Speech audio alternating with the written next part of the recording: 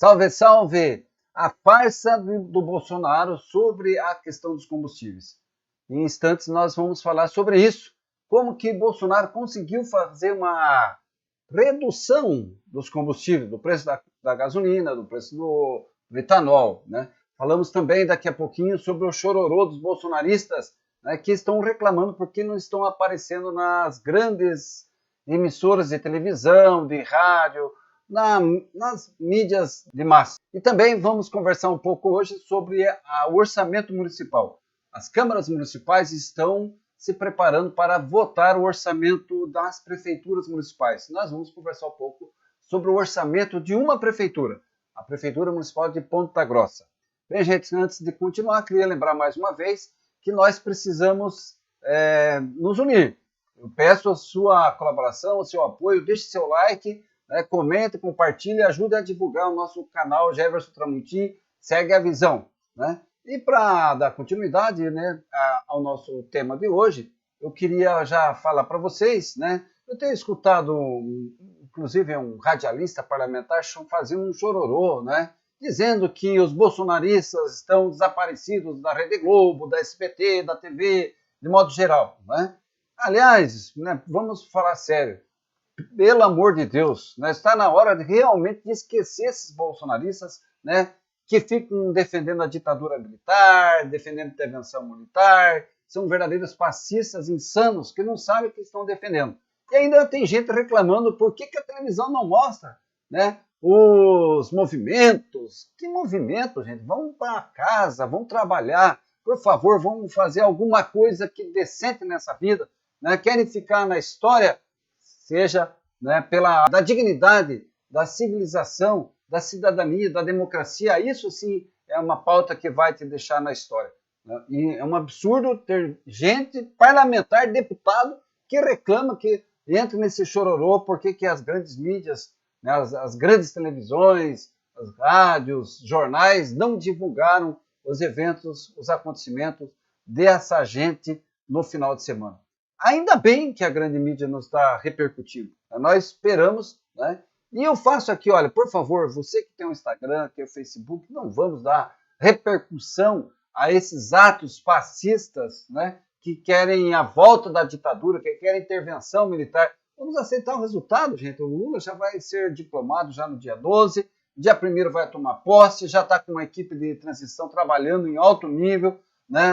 Planejando já 2023. Felizmente, o mundo inteiro está contente, né, com essa decisão do povo brasileiro de eleger o Lula presidente. Então, chega de chororô, vamos gastar o tempo com coisa que merece. Né? A luta pela democracia, pela participação, o resgate da cidadania, reconstruir o Brasil que essa gente deixou devastado. Em qualquer área, infelizmente, esse grupo, essa equipe do Bolsonaro destruiu o Brasil. Destruiu. Aliás, vamos lembrar mais uma vez aqui o primeiro discurso que ele fez lá nos Estados Unidos. Ao lado direito estava o seu guru, né, Olavo de Carvalho, e o outro, né, o Stephen Bannon, que estavam lá, os dois, e ele dizia que o primeiro passo era destruir.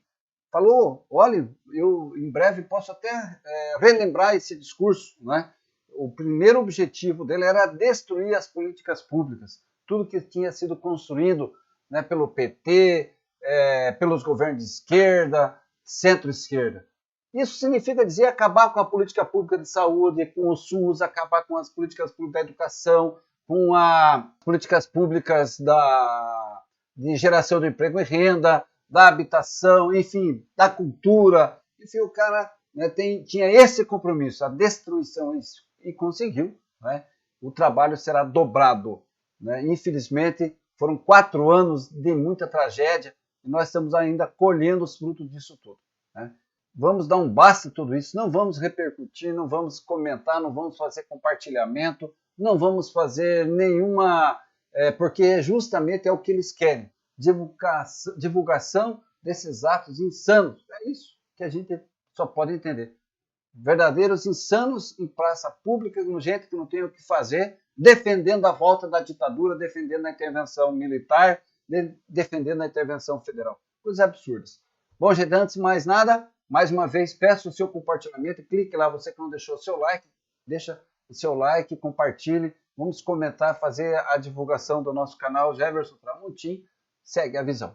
Quero mostrar para vocês também, né, uma questão, né, que todas as prefeituras, câmaras municipais estão discutindo, né, nesse final de ano. Aí, igualmente, o Congresso Nacional, a Câmara Federal, o Senado Federal também discute orçamento, que é uma lei, né, que tem que ser votada, em que o legislativo, seja estadual, municipal ou federal, tem que autorizar o gestor, o poder executivo, a executar conforme o seu planejamento, conforme o seu plano de governo. Isso se chama LOA, Lei Orçamentária Anual. Aqui em Ponta Grossa também temos esse processo. Acontece na Câmara Municipal. Os vereadores estão discutindo, né, o projeto de lei que vai aprovar o orçamento municipal para 2023. Né? Nós vamos fazer uma rápida leitura hoje só das questões principais. É um assunto que dura muito debate, muita discussão. Né?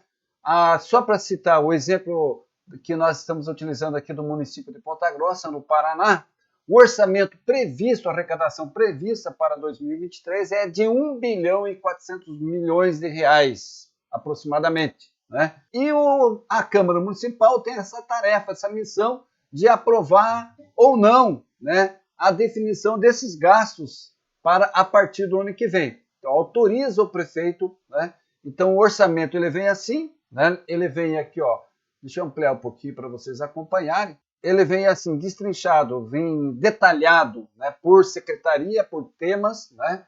E nós temos aqui, no caso do orçamento da Prefeitura Municipal de Ponta Grossa, quase 30 milhões previstos para a Câmara Municipal. Para a Câmara pagar o salário dos vereadores, os gastos de salários, por exemplo, dos servidores, dos funcionários, dos assessores, etc. Né?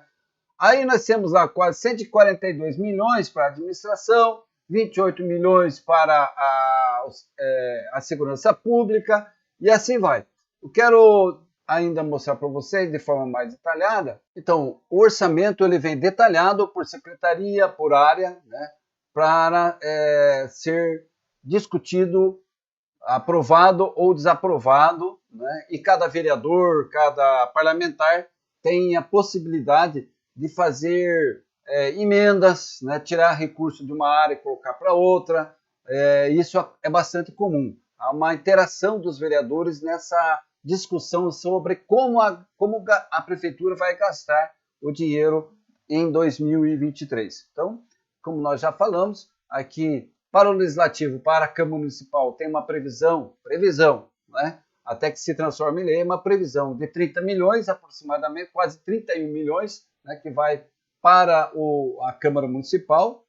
A Secretaria de Administração vai receber em torno de 140 milhões, a Segurança Pública 28, a Assistência Social 71 milhões, Saúde 241 milhões, Trabalho 18, a Educação, que é a Secretaria de orçamento maior, fica com 365 milhões, né, aproximadamente. Cultura, apenas 15 milhões, Direitos da Cidadania, 1 milhão e 301 mil reais, né? E uma coisa que chama bastante atenção, para a habitação, apenas 494 mil reais, né? Ponta Grossa, que tem um déficit habitacional de quase 25 mil famílias, né? Inclusive, apenas um parênteses aqui, nós estivemos conversando com o secretário municipal de Finanças da Fazenda aqui no município, sugerindo a ele exatamente que amplie esse recurso para a área da habitação, porque o governo federal provavelmente vai fazer um grande investimento retomando o programa habitacional Minha Casa Minha Vida. E há sempre uma necessidade, uma parceria dos municípios para que Ponta Grossa receba também recursos para a implementação do programa Minha Casa Minha Vida. Eu até sugeri para o secretário municipal, né, de Finanças que pensasse em já garantir recursos em 2023 para o setor da habitação, uma vez que o programa Minha Casa Minha Vida deve voltar com muita força, com muito recurso, porque além de atender o déficit habitacional que existe de quase 30 bilhões de famílias sem teto, né, aliás, quase 6 milhões de famílias sem teto no Brasil, nós temos ainda, através desse programa, uma grande possibilidade de geração de emprego e renda. A habitação, a construção civil, né, é um motor, né, bastante forte na economia, porque gera emprego e assim por diante. Então, sugeri isso para o secretário que fizesse uma análise e visse a possibilidade, analisasse a possibilidade, né, de ampliar a dotação orçamentária para o setor de habitação, né? E aqui segue todas as secretarias, né? Então, a previsão dos recursos para a prefeitura no ano que vem é de 1 bilhão e 300 milhões de reais, né? Num período recente, nós tivemos aqui em Ponta Grossa o orçamento participativo. E com isso, nós tínhamos o Conselho Municipal do Orçamento Participativo. Então, participavam as principais lideranças da cidade, né, ligadas à igreja, ao esporte, à associação de moradores, comerciantes, escolas municipais, escolas estaduais, enfim, todos os segmentos, as grandes lideranças de cada região, de cada bairro da cidade, e tinham, né, poder e voz, né, poder de voto, inclusive, na definição de prioridades e de recursos para atender as necessidades conforme as prioridades da própria comunidade. Então, foi uma experiência muito importante e, quem sabe, a população deve voltar a discutir também, né? Porque, claro, o parlamento, a Câmara Municipal tem a responsabilidade, mas é muito importante que a decisão do vereador, ao bater o martelo sobre os valores, sobre os recursos, né, que serão destinados para a saúde, para a educação, para a assistência social, para a cultura, tenha o respaldo da população, uma vez que é a população que sente as dores, os problemas, a periferia, as pessoas, o trabalhador, a dona de casa que está lá no fundo da cidade, né, sabe dizer o que realmente precisa ser investido.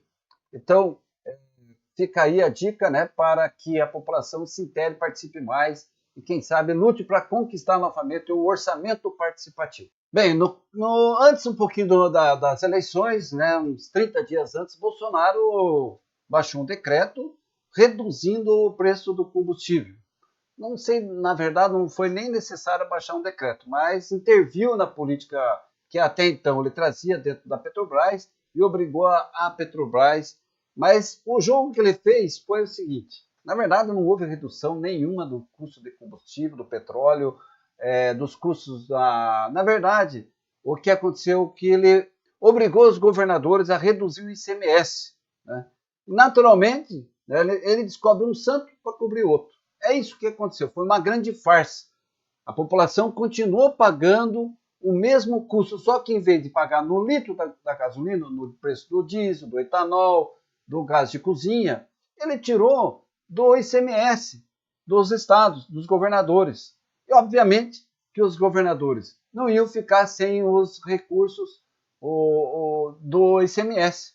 Naturalmente, nós acabamos de ver recentemente o governador do estado do Paraná e vários outros governadores, né, já mandaram o projeto de lei para as assembleias aumentando os impostos, o imposto do ICMS, né? No caso aqui do Paraná, alguns foram de 18 para 19, isso foi variando um pouco de estado para estado. Então, a redução do custo da gasolina, do combustível de modo geral, foi uma grande farsa. Bolsonaro usou apenas uma estratégia eleitoreira, né? Não mexeu na raiz do problema. A raiz do problema é o controle, né, do grande capital financeiro, dos acionistas da Petrobras. Ele não mexeu nesse problema que, de fato, é o que faz aumentar o preço dos combustíveis no Brasil. Ele transferiu os custos para os estados não conseguem sobreviver, e, segundo os governadores, né, ninguém quer perder, na verdade é isso. E quem perde é a população. Tá aí o Ratinho, governador do estado do Paraná, aumentando o ICMS no estado do Paraná de 18% para 19%. Isso significa quem é que vai pagar mais? É a própria população. É o trabalhador, é a dona de casa e principalmente a população que ganha menos. Isso é provado já que quem mais paga imposto é a população menos favorecida, que tem uma renda menor. Salve, salve, vamos lá mais uma vez, lembrando, né, não esqueça de deixar seu like, compartilhar, comentar, sugerir pauta ou contrapor as nossas discussões.